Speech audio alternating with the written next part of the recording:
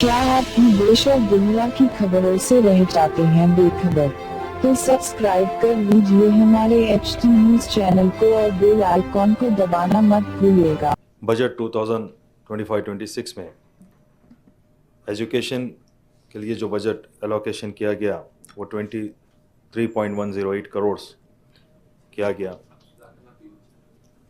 जबकि schools, higher school और technical education की जो डिमांड्स है उसको तकमील करने के लिए 22.985 करोड़ की ज़रूरत है।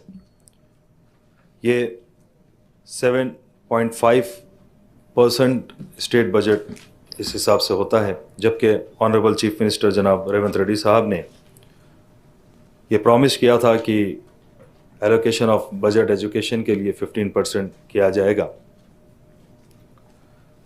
मैं आपके ज़रिए से ये भी कहूँगा साहब कि जो इनिशिएटिव्स गवर्नमेंट की जानिब से लिए गए, young India integrated residential schools, young India skill university, young India sports university, इसका खैर मकदम करते हैं। और साथ ही साथ जो हायर एंड टेक्निकल एजुकेशन के तहत 12 यूनिवर्सिटीज़ के लिए जो वाइस चांसलर्स को रखा गया, इसका भी खैर मकदम करते हैं।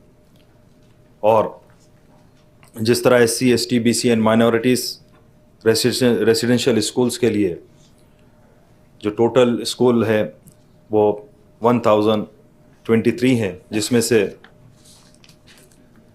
662 स्कूल्स को आज भी जो रन हो रहे हैं वो अपनी ख़ुद की ओन बिल्डिंग में नहीं रन हो पा रहे हैं, और बेसिक फैसिलिटीज़ भी इन स्कूल्स को मौसर नहीं है। इसका नतीजा ये हो रहा है कि स्ट्रेंथ कम हो रही है। मैं आपके ज़रिए से गुजारिश करूँगा कि इस बात पर तवज्जो लिया जाए और इन चीज़ों को तकमील किया जाए। साथ ही साथ मैं ये भी कहूँगा साहब कि जहाँ तक